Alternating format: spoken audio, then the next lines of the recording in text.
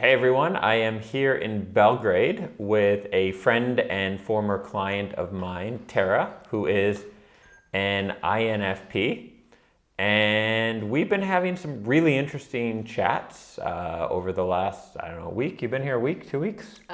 Something like that. 2 weeks. Yeah. Yeah. And so thought we'd turn on the mics and get some things recorded. The first thing to get into, we were chatting about maybe 2 hours ago, was, I don't know, do you want to introduce it? Basically around do you compromise, that whole question?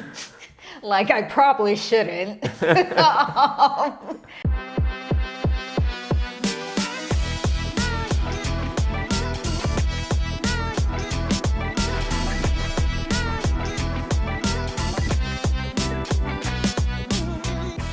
I am sure I will jumble it up a bit, but I'll give it a go. Yeah, so I know a lot of INFPs are very artsy and creative, and that doesn't always translate to making a ton of money out the gate. So we were just talking about whether or not you should compromise. Like, should you go into maybe graphic design or something that's kind of like your passion, but not actually what you want to do? Let's say you're a fine artist and that's what you really want to do, but that might not make the most money.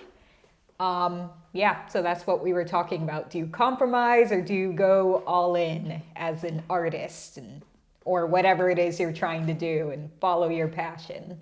You framed it really well when you basically said you need to compromise somewhere.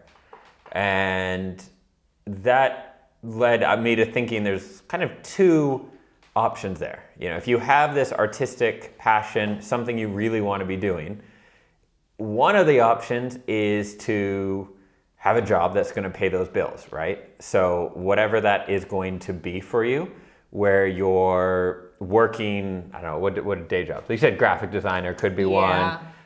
Could even be something totally unrelated. You work in a factory during the days, whatever it is.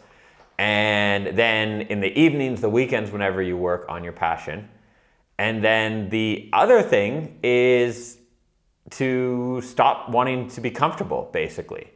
So having the day job is if you insist on being comfortable. I think that's really the compromise, is how uncomfortable are you willing to be? Are you willing to really sacrifice things and live? We were talking about a friend of mine who Tara ended up meeting in Spain, Gaetan, who I actually don't know his personality type, but his girlfriend's an INFP, and he's French, she is Czech, and they live they're living in Paris, so the size of apartments is small already, so you're making a sacrifice. You're living in a studio apartment to make your art work, and they both do it full time. He's a musician, she is a painter, and they go full in, and that's just their sacrifice, what they do in order to pursue their art full time. And before, he was telling me, I think New Year's last year, the year before, he was telling me that he was living in an artist squat for a year. So they'd taken over a commercial building. In Europe, you have these squats, which are illegal, sort of legal. There's some weird loopholes where basically if you renovate an abandoned building, you can claim it. So if you go into like an abandoned commercial building and then just add a new water heater, then you've renovated it. So he lived in this squat for a year and obviously paid no rent, lived with all these artists. And that's a sacrifice, obviously. It was not the most comfortable situation. If you're, probably if you're an INFP, you might think this is some utopia. Oh my God, living in Paris with these other artists in the squat. He said it was kind of hell because artists are dramatic little, like, annoying people. And that's why he eventually had to move out, is he just couldn't take living with them. I don't even think it was the conditions. Like, it was quite nice because it was quite a nice building that they took over and then, and everything else. But it was just the drama of, 50 artists or whatever packed into a building. Lewis on the camera is laughing at that concept too. But it's a sacrifice, right? It's making a significant sacrifice to your comfort and everything else. And I think, would it be fair to say a lot of, I mean, people in general, but INFPs don't want to sacrifice on either side?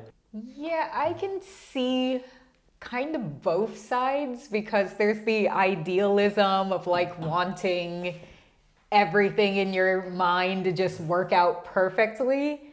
But then I think a lot of INFPs tend to, I don't know, they tend to downplay things for themselves. Like they have a lot of empathy for other people, but there's a lot of self-doubt. So maybe they would be like, oh, I'm not gonna make it, or I'm gonna be poor my whole life, or so I could see either way. I can see us, I never really had a problem where I was just like, I'm not willing to be uncomfortable or anything like that. But yeah, it could go either way, I think. Yeah, I think, and there's that cycle people get into of going for it for a little bit and then going backwards, I think happens a lot. Yes. Not that you've ever done that at all.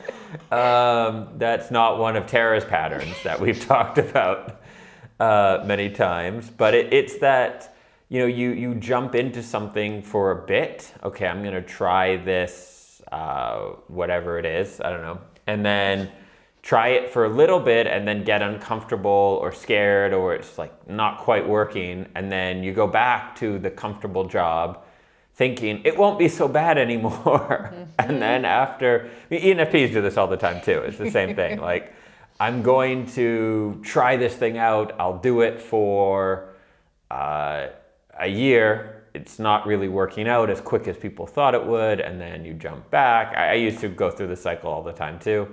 And then you're ultimately kind of just wasting time. Like you do a year this way, then back, and then a year this way, then back, then a year this way and back, rather than, maybe commitment is another part. Like you talked about compromise. What I think is another thing with that? I think a lot of time INFPs don't launch. Like we don't put anything out there. So for the year, we're like, I'm gonna be an artist. That's it. I'm gonna go for my dream.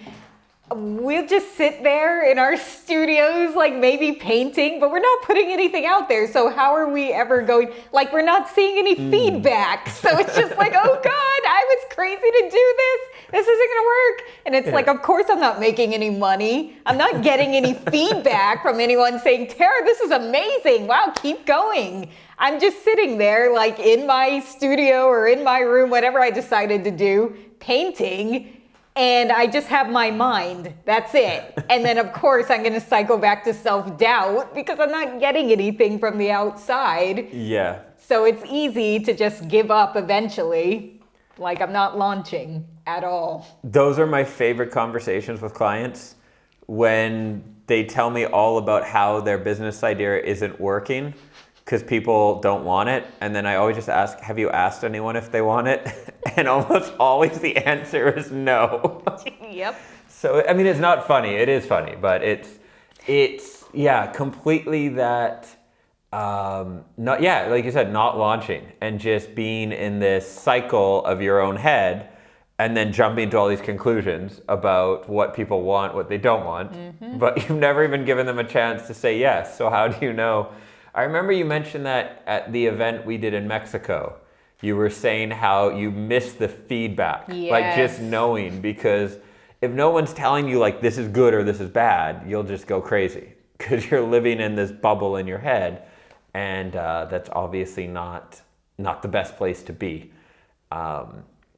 So if we were to think it through, what do we have? You have to, I think, pick where you're going to sacrifice. Yeah. So are you going to compromise on your comfort and live like a starving artist and just go for it? Or are you going to insist on being comfortable, which when you phrase it that way is kind of pathetic.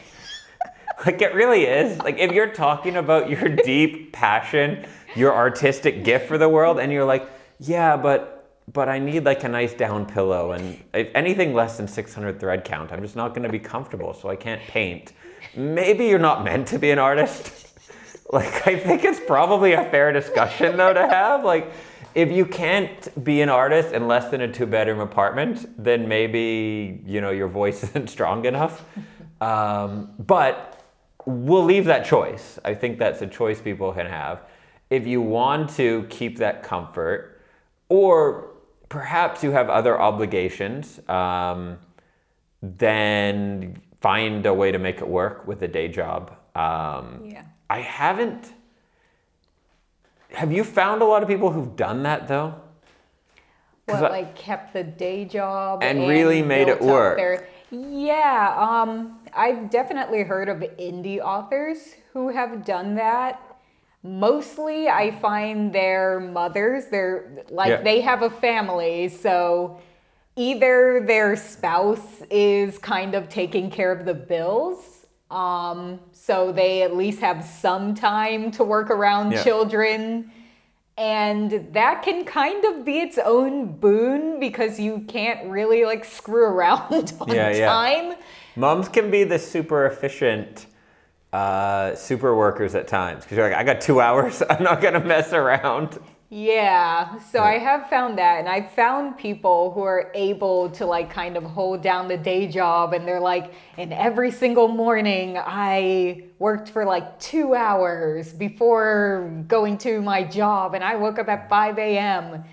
And I think it is kind of the same concept as having the kids. You can't mess around. Yeah. You don't have all day. That kind of worked for me even when I had the marketing job, but I think the bigger problem for me was just the day job itself. Having the structure was good in its own way.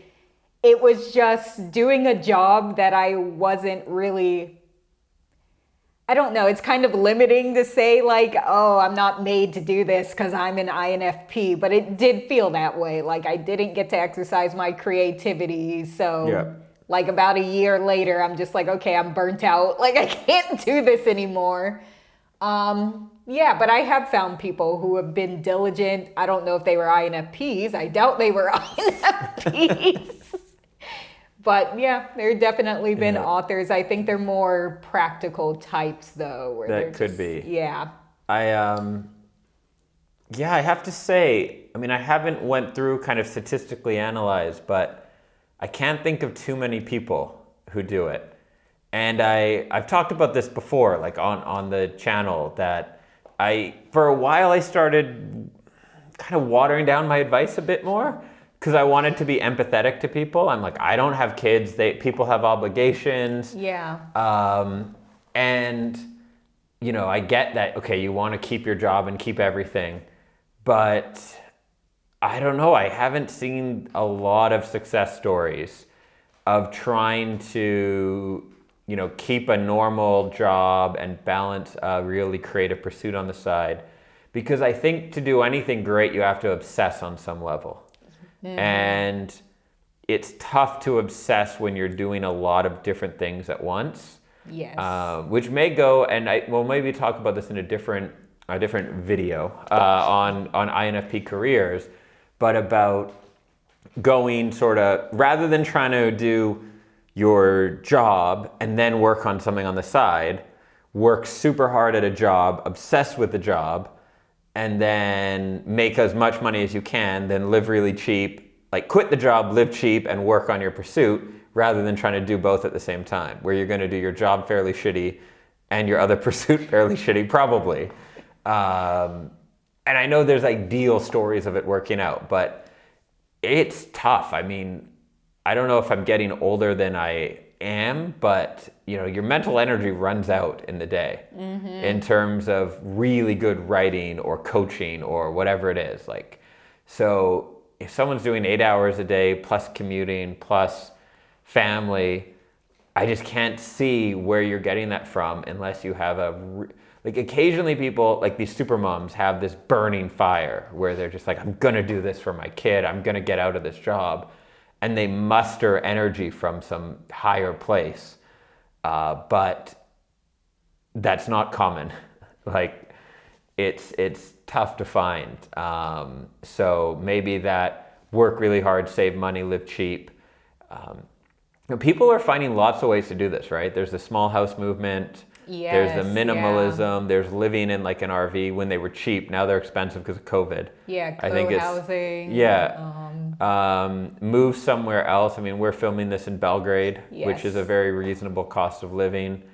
There's a lot of options if you're really committed, but it just depends. Like, are you committed to change your whole life to make this pursuit work, or are you like, it's cool to tell people I have a business on the side, but really I don't care how much it works, sort of thing. Yeah, or you're just kind of, which is often my case, just being stymied by the taboo of like not holding down the day job. It's like I know I tend to feel very guilty if I'm like, no, this is what you're supposed to do. This is what all the advice says. If you're gonna be an author or whatever you're trying to be, you need to hold down the day job and just put in the extra hours on the side. And if you can't do that, then you're not serious enough about being an artist. And I think like a lot of times the idea of the starving artist or the person who goes all in is just like, oh, you're being immature and silly. Like when you grow up, then you'll be able to do it. But I do think that advice is meant for types that aren't INFPs a lot of the time. Well, there's different types. I mean, let's say with writers, right? You have the truly generation changing type of writers, you know, where they're writing books that are read 100 years later. And then you have kind of I crank out 3 sci-fi books a year. That is true. And I'm guessing that advice on the day job is coming from I crank out 3 dark fantasy, sci-fi, insert the genre that sells a moderate amount of books. Yeah. People versus this is my soul, this is my whatever, Yeah, right? Very true. What were you telling me about Kafka? That was funny. Yes. It was like, Yeah, I was reading this article that was talking about like, oh, the virtues of having a day job and keeping a day job. And they were just rattling off all these authors who had made it while keeping a day job. And they listed Kafka.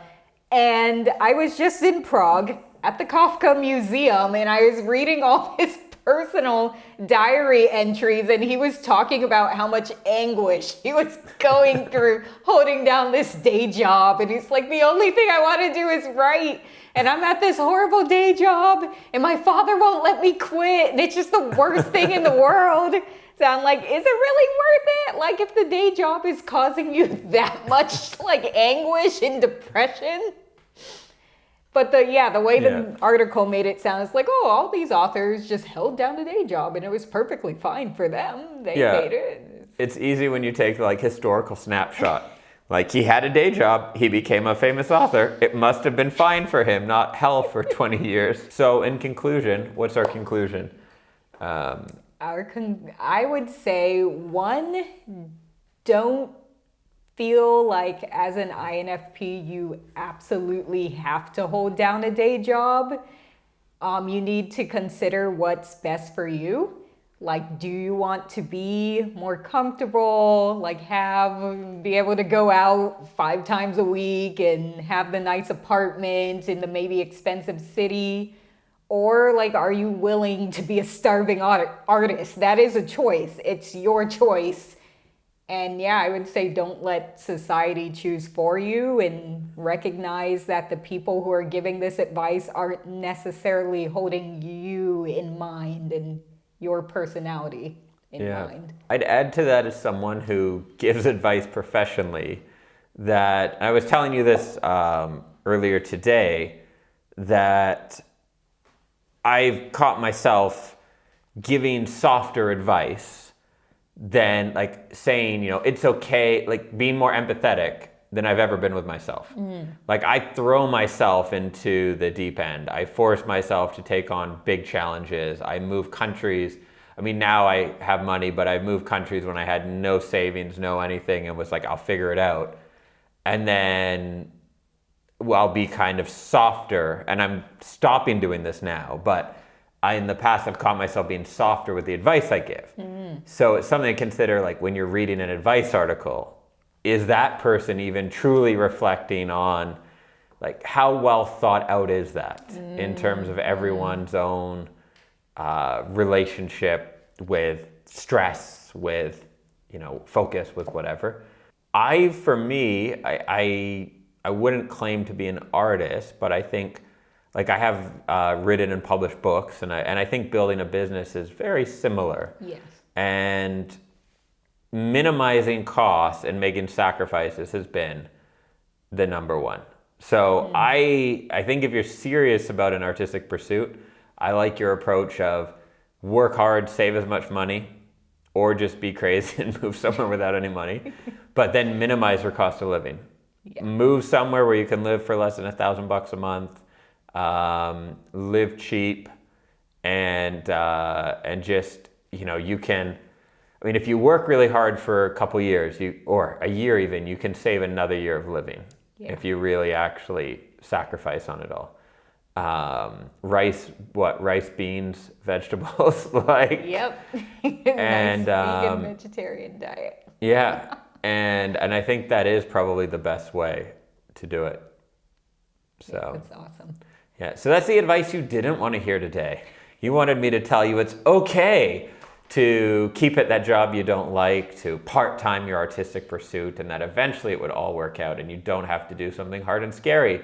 Unfortunately, you probably will need to do something hard and scary if you want to do something significant with your life. There is, of course, the third choice. There's always a third choice, which is to die having not pursued anything meaningful, insignificant, and a disappointment to your children. Keep that in mind. That's something that is always available to you. If you are new to the channel, this is Dreams Around the World. My name is Dan, this is Tara. I publish new videos each and every week, helping you become the best version of yourself while creating the most awesome life possible for you and those you love. So consider hitting the subscribe button, then the bell, and we'll see you in the next video. One last thing, if you're an ENFP who loves being told how absolutely awesome you are and why you are the best in the world, well, head over to dreamsaroundtheworld.com/ENFP training, and you can get my free training series for ENFPs, where the first email is a pep talk. You'll see the subject line in your inbox, ENFPs are awesome. After you read it, reply to the email me back, and let me know what one of your favorite things to do is. See you in your inbox.